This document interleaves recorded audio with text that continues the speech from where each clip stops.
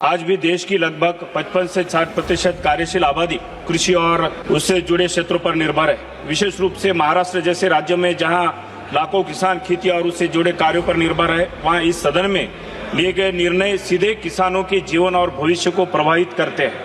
माननीय अध्यक्ष महोदया, दुर्भाग्य की बात यह है कि वर्ष 2026-27 का बजट और आज प्रस्तुत अनुपूरक अनुदान मांगों के किसानों की वास्तविक समस्याओं को दूर करने में पर्याप्त नहीं दिखाई देती है।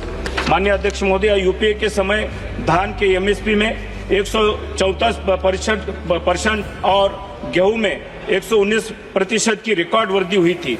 आज सरकार एमएसपी बढ़ाने का दावा करती है, लेकिन स्वामीनाथन आयोग के फार्मूले को अब तक लागू नहीं किया गया है। आज 2026 में भी मेरे नांदेड़ का किसान मंडी में एमएसपी से 20 से 30% कम दाम पर फसल बेचने को मजबूर है। इस अनुपूरक मांगों में कपास और सोयाबीन की खरीद के लिए कोई विशेष प्रावधान नहीं है। साथ ही एमआईएस पीएसएस का बजट घटाया गया है, जो सरकार की नीयत पर सवाल उठाता है। अगर मंशा साफ है तो एमएसपी की कानूनी गारंटी देने से सरकार क्यों बच रही है? किसान को बाजार के भरोसे क्यों छोड़ा जा रहा है? माननीय अध्यक्ष महोदय, इस साल की अनुपूरक मांगों में पीएम फसल बीमा योजना के फंड के कटौती कर इसे 12,200 करोड़ के आसपास रखा गया है। महाराष्ट्र विशेषकर मराठवाड़ा में फसल बीमा एक बड़ा घोटाला बनकर उभरा है।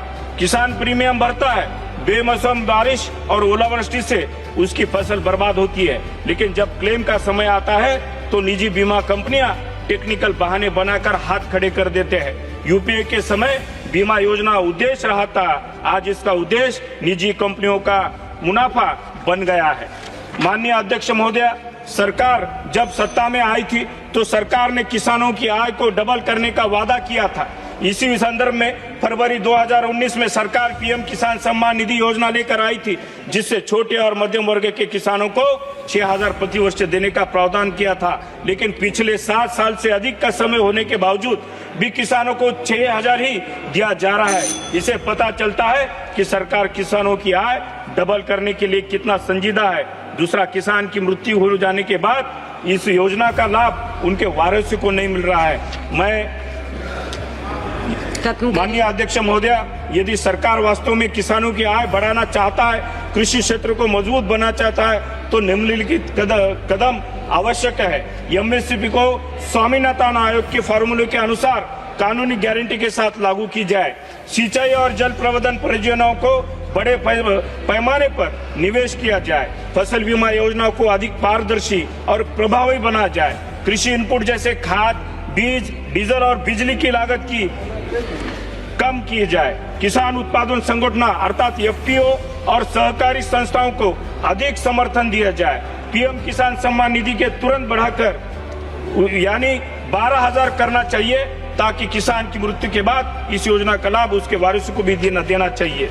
और महत्वपूर्ण, मेरा नांदेड़ संसदीय क्षेत्र बनाना और सोयाबीन का एक प्रमुख उत्पादक है। मैं सरकार से आग्रह करना चाहता हूं कि नांदेड़ में एक बनाना क्लस्टर और सोयाबीन प्रोसेसिंग यूनिट स्थापन करने पर विचार करें। महोदय, अंत में यही चाहूंगा कि किसान केवल हमारी अर्थव्यवस्था की रीढ़ नहीं है, बल्कि देश की और खाद्य सुरक्षा के संरक्षण है। यदि किसान समृद्ध होगा तभी देश समृद्ध होगा।